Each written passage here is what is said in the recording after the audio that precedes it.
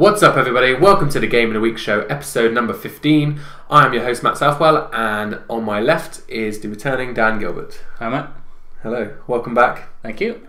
So what have you been doing with your week off? Anything much? Sleeping mostly, to be honest. I haven't been able to game because I'm house sitting, which means I don't have my console with me. Oh, that sounds like torture. Yeah, I've had to resort to PC gaming for a little bit, but not much. What are you playing? It's an old one of the Total War series. Oh, okay, cool. That's a bit different from normal gaming. Yeah. Fair enough. Alright, it's just two of us this week because unfortunately Ash is in France and Chris is ill / maybe hungover. We're not too sure.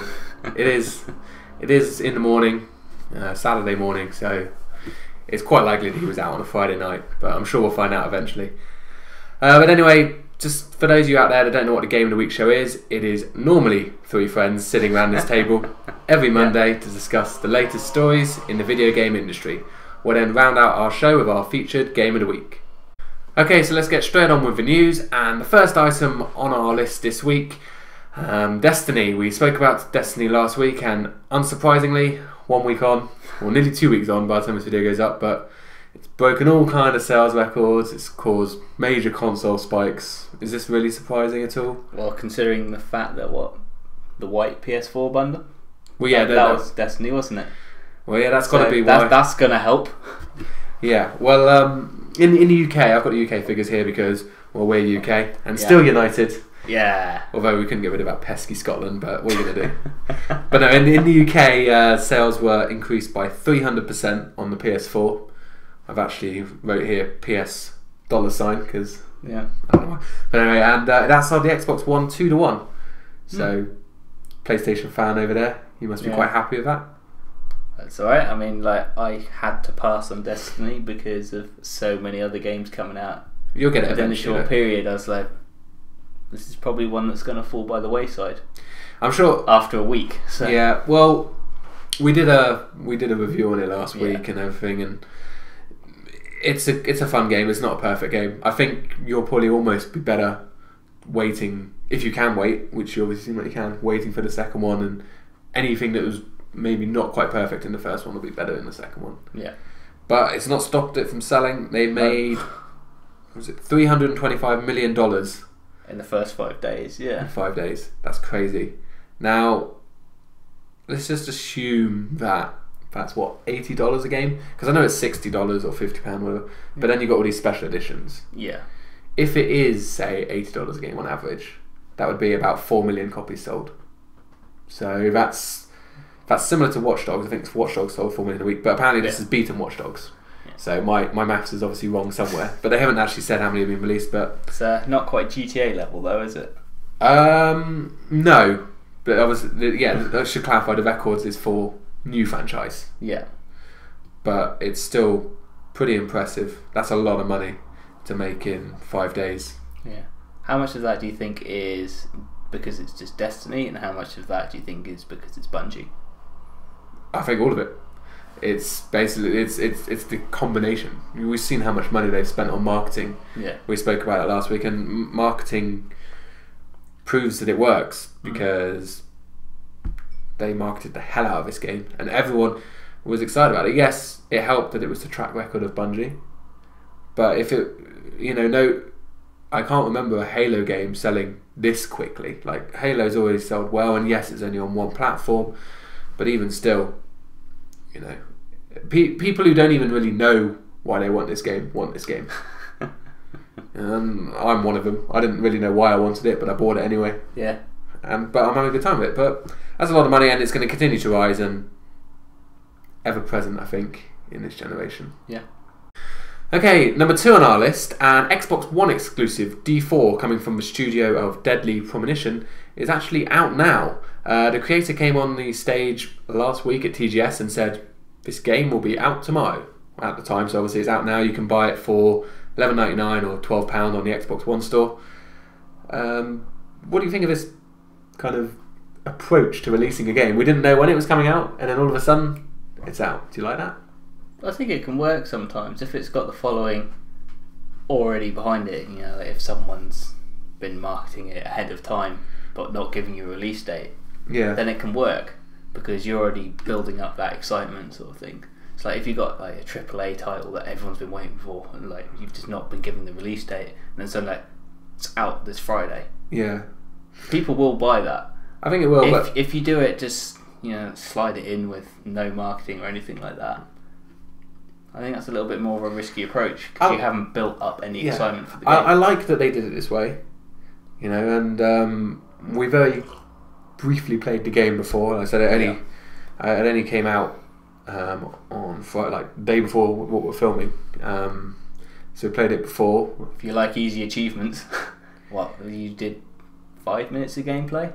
No, more like 15. Is that as much? But within 5 minutes, I think. Within 5 minutes, you got like two achievements. Yeah, one for starting the game. One for starting the game, and one for walking forwards. So yeah, easy achievements there. We should have looked at how many there were. We should have. Well, those were only 5 gamer points, so I think there's probably a long way to go, based on 1,000. But it's just. I suppose we should actually tell the viewers what this game's about. Yeah, it's not the 4th Mighty Ducks film, as I originally thought when you sent me about this. Yeah, default out. The 90s kid in me got very excited and then disappointed. No, I'm afraid not. I was excited as well. I love the Mighty Ducks. But this game is basically about a guy who can... It's a kind of mystery game. Very weird. It's about this guy that can travel back in time. And he has to travel back in time in order to resolve and therefore then prevent the murder of his wife. So it's kind of like a murder mystery kind of game.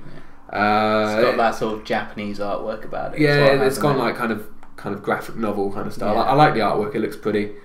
It's designed actually as a Kinect game, but you can play it either way, Kinect or controller. It's not have to be. You were using the controller when you were going through it. Yeah, I switched on with Kinect. I was like, no, it's taking too long. Just get back to the controller. But I haven't played enough to comment on how good it is. But the hype behind it on the internet seems pretty positive, and it looks fun, and I'm looking forward to playing it. Okay, number 3 on our list, and this one I'll hand over to you, Dan, because I assume this is your jam. if you get the reference.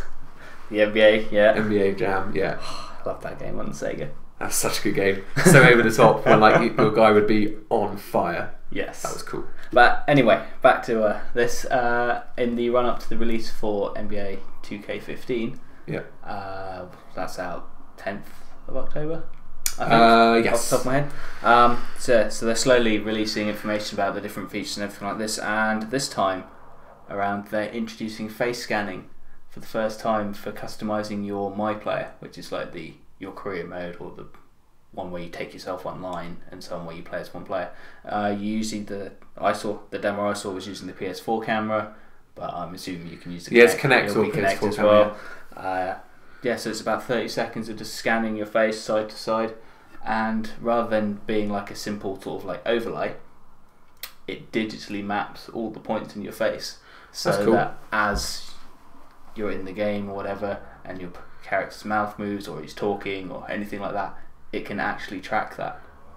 Okay. And it just improves the customization of it, because when they released it on the next gen this time around, very limited in the number of sort of like faces and so on that you could use. It's the same in most games, isn't it? It's you have your bland kind of stock faces. Yeah, but like in previous years, you might start with stock face, and then you could customize every little bit about it, and then it becomes like more individual. Okay. Whereas last time around, you couldn't do anything.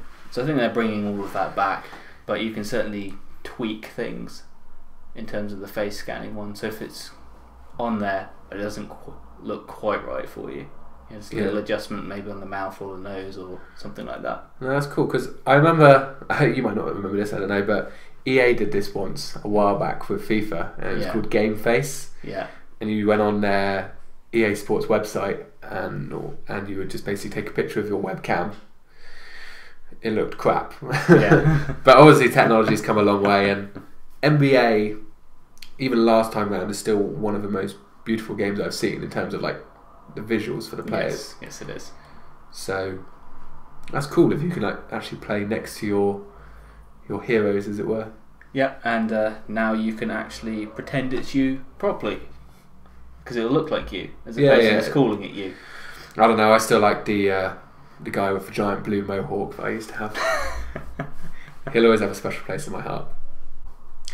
Okay, so number 4 on our list, and Need for Speed Rivals Complete Edition has been announced. It's going to be coming to the US on October 21st and Europe October 24th. It's going to be the original game, but it's going to come with all 6 DLC packs that have been released. I don't have them all here, but it was like a Ferrari pack, like a movie pack, a Koenigsegg pack, and 3 others that I can't really remember, but they'll all be in the game. I can see why EA have done this, because they cancelled their Need for Speed game for this year, so they're not actually, they're normally annualised, but they don't have one this year, so they're kind of re-releasing this game to try and improve just fill sales. in the gap and so on. But do you think there's really room for this game in a full that's full of races? I was gonna say there's so many others. I think, like you said, because they've cancelled like their one that was intended for this year, it's basically just a way of trying to keep Need for Speed relevant, isn't it? Yeah. I think like if you have something like a newcomer like Project Cars come along, and then everyone fall in love with that, EA's title's at risk then, isn't it? It is, but I see a point. The issue I have with this, and the reason why I don't think it's going to be a success, not only is there Project Cars, Drive Club, The Crew, Forza Horizon 2, all of those games, but this game is free on EA Access. Yeah. Well, I say it's free. It's not free because you pay like £20 a year or £30 a year, whatever it is. But people would already have I've it already if they've got downloaded access, the game. yeah. I've got it for free. It's sitting on my Xbox now. I would imagine the 6 DLC packs would be cheaper than me buying this game. So yeah, I agree with you. I think it's just relevance, but I don't think it will sell that well. It's just, I think there's too many other new games out there that players are going to want to try, as opposed to picking up something that's already been out. yeah. If you wanted Need for Speed, you would have bought it within the first year of its release. Yeah. But there you go. Anyway, October, another racing game for you racing fans. Okay, number 5 and the final item on our news list this week, and Marin County in California. I've never been there personally, but they want to collect toy guns and violent video games in exchange for free ice cream and raffle tickets. Oh, raffle tickets for the adults. Sorry, yes, yeah. If you're over 18, you don't get ice cream. That's upsetting. I I wanted ice cream, but yeah, go. What's your opinion? Yeah, it's just a continual drive, isn't it, of politicians and so on trying to look good. I mean, they want to look favourably in like public eye, saying I'm taking action. Let's steer the course of the youth away from where they're going, and let's all go play baseball. Toy guns and violent video games. Do they really make? Are they going to make kids violent? I mean, I'm not a history expert here, but I'm pretty sure the world has been a lot more violent place in historic times. You're the history guy. There's been a lot more kind of wars and fights and stuff kind of before video games existed. Oh yeah, for sure. So obviously video games don't cause it, because there was plenty of people willing to stab people with knives, not knives, swords. Yeah. Well, probably knives as well, but I don't know. I can understand to an extent people's concern that maybe constant exposure to violent media to the mentally unhinged can cause issues. But the problem is 99% of the world's population is not mentally unhinged to the point where they confuse a video game or a toy gun for something real, but then go do something. But then doesn't it not fall on the responsibility of the parents? If they have that kid that's mentally unhinged, don't let him play GTA. Yep. Don't let him play Manhunt. Don't give him a plastic gun. There are age things for a reason, and I think more parents do need to stick to it. It's a way of adults just basically passing the buck of responsibility, I think. Yeah. This has always been the case, and it really, really pisses me off, to be honest, that they say that these violent games. I've played GTA since I was about 10 years old, or whenever the first GTA came out on the PlayStation. And you've only stolen 3 cars. I know. I haven't yet killed a hooker. So I don't see what the problem is. I probably shouldn't have said yet, but it's so annoying. There's so many violent games out there. And like films are no different.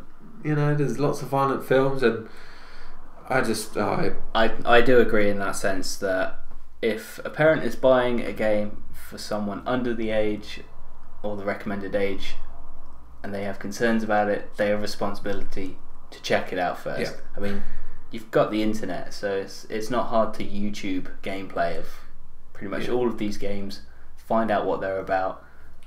Just do your homework, basically. If mum buys game for kid plays game, kid then picks up gun and kills someone because they think they can't distinguish between it, that is not Rockstar's fault or whoever's made the game's fault. It is the mum for buying that game for that and kid. Also leaving gun out. Well, leaving gun out. Yeah, this is obviously a country where guns are freely available as well. So I'm not going to get into that conversation. That's a whole different topic. That's not really game industry. But come on, Marin County, just use some common sense. Although, still give everyone ice cream. I would definitely take back my old video games that I never play anymore in exchange for free ice cream if I could. Yeah, I do love that Ben and Jerry's. Favourite flavour? Currently, actually, the half baked, which is the brownie and the cookie though. Classic choice. I've been enjoying these new. What are they called? They have like the bits in the middle. What they're called? I can't remember now. But there's one. Nor can I, but I know what you mean. Yeah. Let's just stick to traditional then. Fish food. I love fish food. That's classic. It's got everything you can want. Marshmallows, chocolate, toffee. It's so good. I'm going to go and get some after this. Okay, so now it's that time of the show where we will feature our game of the week. And this week we are talking about NHL 15. Now, anyone that knows me will know that I am a big sports fan. And, go Avs. Ice hockey is one of my favourite sports. It's a great game. I've played hockey games going back to NHL 94. So on the Sega Mega Drive, that is a thing. My first one was on the Sega. It might have been because they had 94, which and I remember we've talked about this before. I think on the Madden video, possibly. I had the 95 version, which was like Madden and NHL on the same disc. Can you imagine if they did that now? Crazy. One of my favourite games. I don't know if you remember these at all. Do you remember NHL Hits? No. Well, I know the name, but I've not played it. It was so much fun. It was a midway game, and it was very arcadey, and it was all about high impact hockey. It's like the hits were like huge. You could like smash people. So it's like NFL Blitz kind of thing. Yeah. That's exactly what it is. Just to hit people. It's arcade, high impact hockey, and I'm pretty sure you could get teams that were not kind of like comedy teams as well. I can't really remember, but those were so much fun. I miss Midway. They were good because they did Blitz as well. Yeah. Anyway. Yeah, sorry. NHL 15. I bought it every year. I buy it. It's the only hockey game. Dan, what's your level of knowledge in the hockey series? Like you said, started with the Mega Drive, and it's sort of like been dipping in and out sort of over the years. Had a couple of the EA series. Had a couple of 2Ks. One's back on the PS3. Yeah. And so on. 08 was the last one I got, and then beginning of this year, I think, because we were doing like our NHL fantasy thing. You needed to improve your knowledge. Well, I just went and picked it up on the cheap for last year's EA one.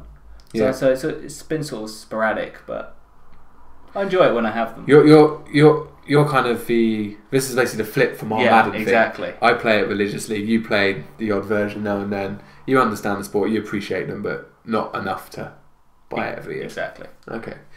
So, how does NHL 15 rack up compared? So you want to start on the positives. Should we start with the positives? We'll get those out of the way first. Yeah.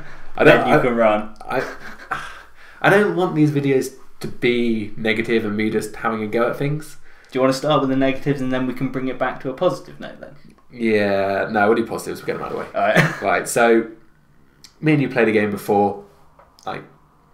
Would you agree that it's a good looking game? Visually it's fine. I'm just like every year you see these things get more and more polished. Yeah. I think this is the first time we've seen it on what is current gen. Yeah. And you can tell that they're using the power of those consoles. I mean, ice looks good, players look good, crowd looks good. Yeah. Everything. You pointed out the crowd. I hadn't really noticed them before, but they do look. I always notice that in like sports games and so on. Like, I think it's because I've seen crowd interaction in games come and go. Yeah, sure. So it's like it's there and then it's not there and then it sort of comes back and it's. Yeah, so that's good. Basically, when you play the actual game, like 5-on-5 hockey. Yeah. Well, 6-on-6 if you include goalies, but you don't control the goalies. So 5-on-5 hockey. Ice looks beautiful. Players look good. Their movement, like their animations, look good. Hits look great. Hits look bad. Like not like bad as in like they look great, but they're like that one you did on that player from before. Like he got turned completely inside out. He looked like he was broken in half. So that's good. I always do get like obviously I just said that I like the hits versions. The puck physics, it behaves well. There's no kind of bouncing like kind of weirdly or kind of moving in a weird direction. It seems pretty good. They actually I remember reading an article, they got some like NASA space guy, like super scientist, to come in and work on like the puck physics. So nice. He obviously paid off. Well, better if you call it NASA. But playing the game for me is not just playing the 5-on-5. I think I'm very similar to how you play the NBA 2K games. The most of my time is spent like kind of like building it, either playing the single player, like to be a pro, or live the life that it used to be. And then also I like being like in the GM's office, like playing it like a football manager kind of game. I don't actually play the games. I just build a roster and see if they can. Yeah. But I put it all on like the hardest difficulties, like to make it challenging and stuff. But that's the problem that I have with it this year. Single player. Nah. Well. Do you want? No, I'm okay. So last year, when you played it, Live for Life.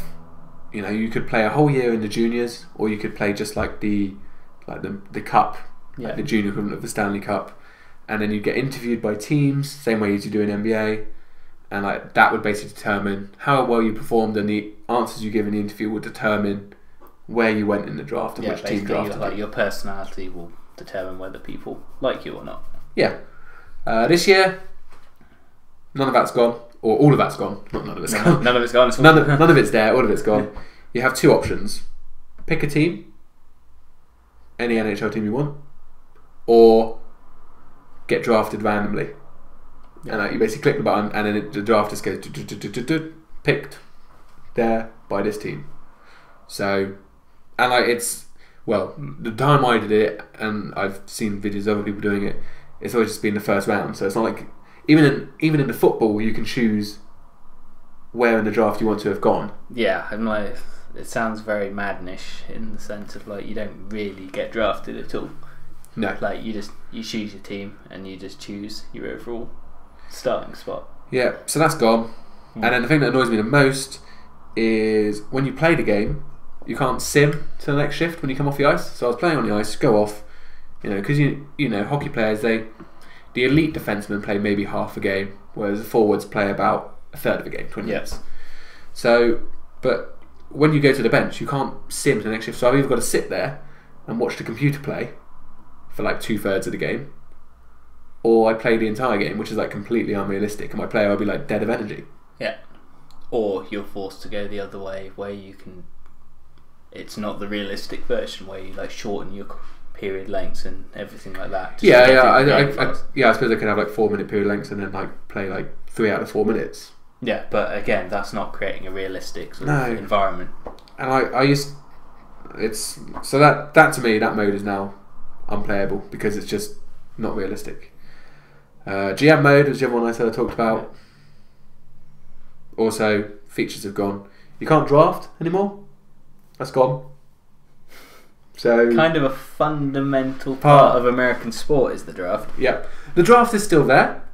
Don't get me wrong, but this is what happened when you tell me what's wrong with this. So I played the first year. I wasn't going to make the playoffs. So at the trade deadline, I made some moves to get an extra draft pick, got rid of one of my veterans, Yeah. picked him up. So then I ended up with my draft pick, which was like about the 9th or 10th overall, like it was alright, and another one that was like kind of like in the middle. So I had like I think the 9th and the 14th.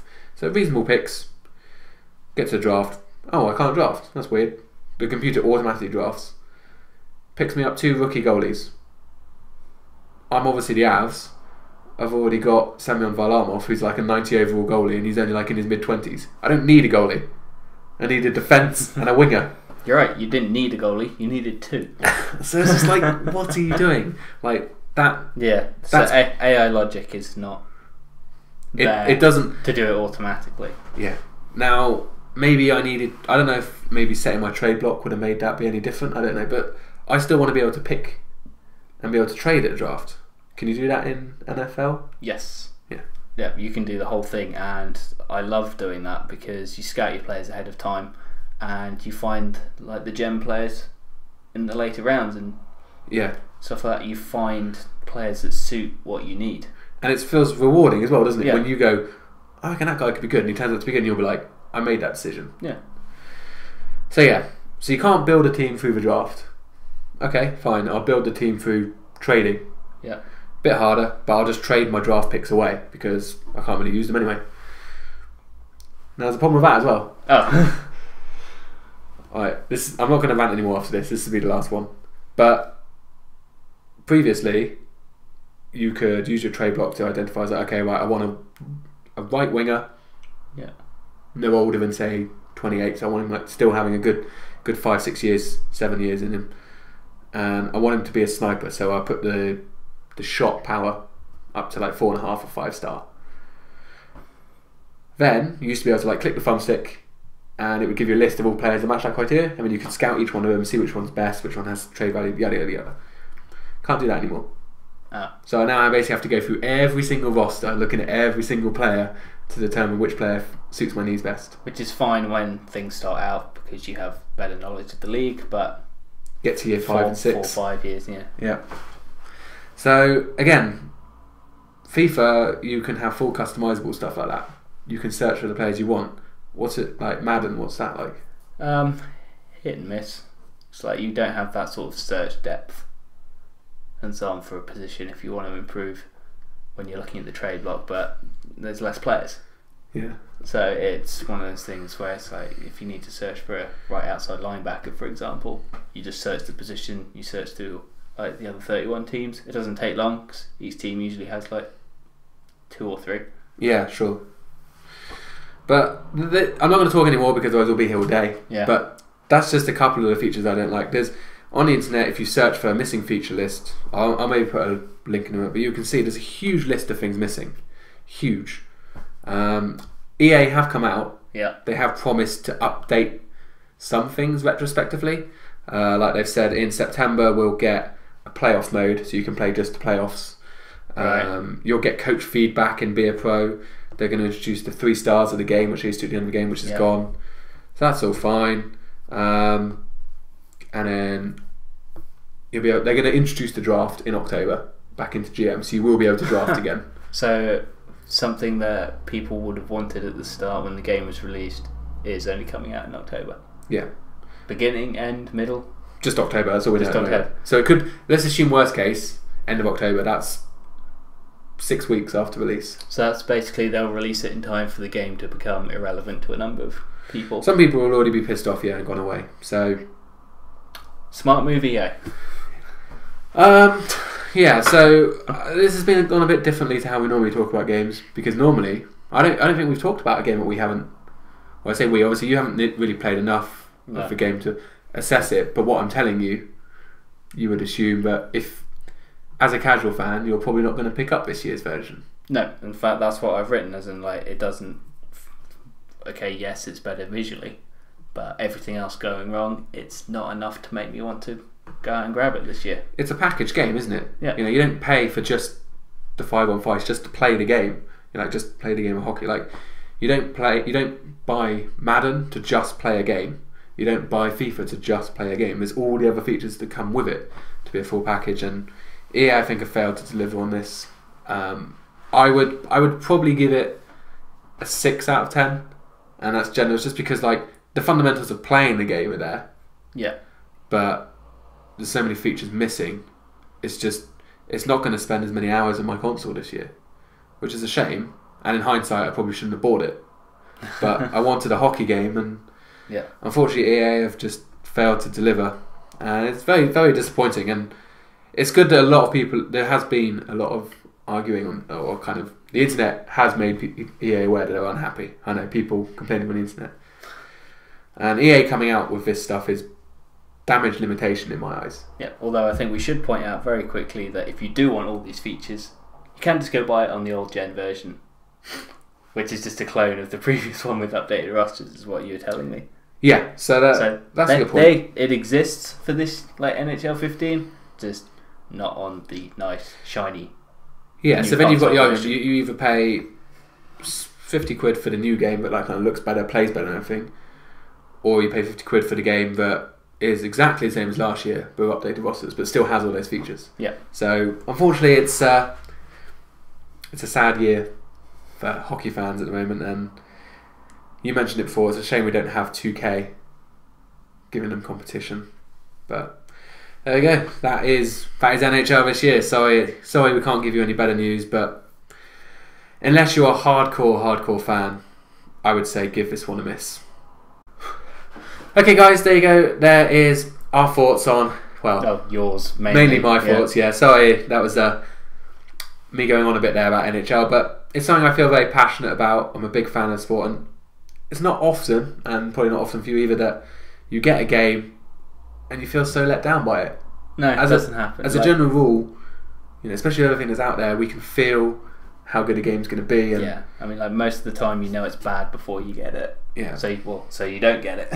Yeah, I knew some features were missing in this game when I bought it, but it just more and more things became obvious the more I played it. It's like, this is upsetting. But I'm sure anyone out there that has played this game will agree with me. So please do let me know in the comments, so I just feel a bit better and I don't feel quite so crazy. If you've liked what else we've talked about in this video and want to discuss anything, do leave a comment down below. And if you have enjoyed this episode, please do give it a like, subscribe to our channel.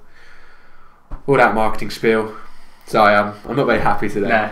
NHL's it's a disappointment. But for now, Dan. Cheers, Matt. Thank you. I know how we can cheer you up. What? Let's go get ice cream. Yeah, let's get ice cream. See you next Monday.